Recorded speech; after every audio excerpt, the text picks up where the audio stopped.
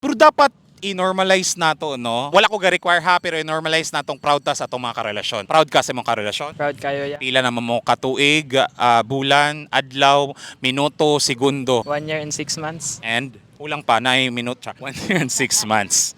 Asa ni mo nakita ni Bayhana? Since gikan kog Mindanao ya, accidental. Ay, LDR po mo? Yes, boya. Oh, yun ang katkatawa ka. Parehara mo ni mong LDR doon. Pila namang kabulan pong LDR? Gikan ko dito last year, so mga 6 months. nana guro ya, mga 8 guro. Oh, so mas bago ay pa kasi tuod na. Wala ka ni hatag og ideya og tips para unsa ang pagpadugay sa relasyon. Nakadepende ra po na sa relasyon niya o unsaon niya pag-workout ng duha ba. So kung sa ninyo pagpa-workout sa relasyon nga naabot mo another 6 8 months nga nakuha ni ba na surpass ninyo ang long distance relationship. Paano ya, pagsalig o update always, tas noon na mabisi mo po siya sa eskwela, normal man na kay mo po na mong kuan future para pohon og magkami pa. Unta kaloyan pa pohon. Kaluyan ko na no kay ang naas taas mangluluyon man na ang tawo ra dili. Depende sa tawo. Pero kuan taga Mindanao po ka. Oo ya. Nagbulag mo tungod sa eskwela.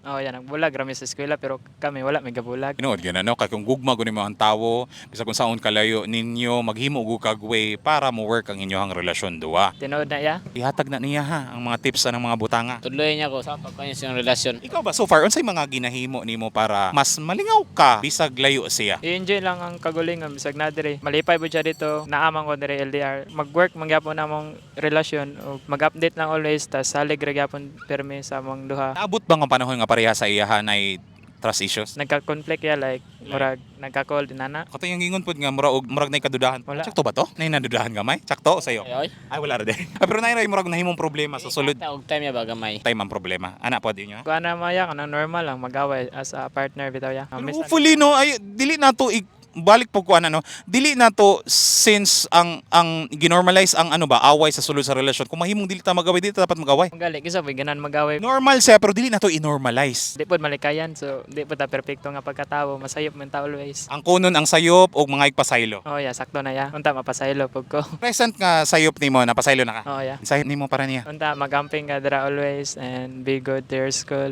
I'm always supporting you. Mura ya. Wala, I love you dia. Wala. maulaw ka dapat proud ta sa ato ang relasyon Oh, proud man ko. o di I love you kuno Pagamping dira always. I love you.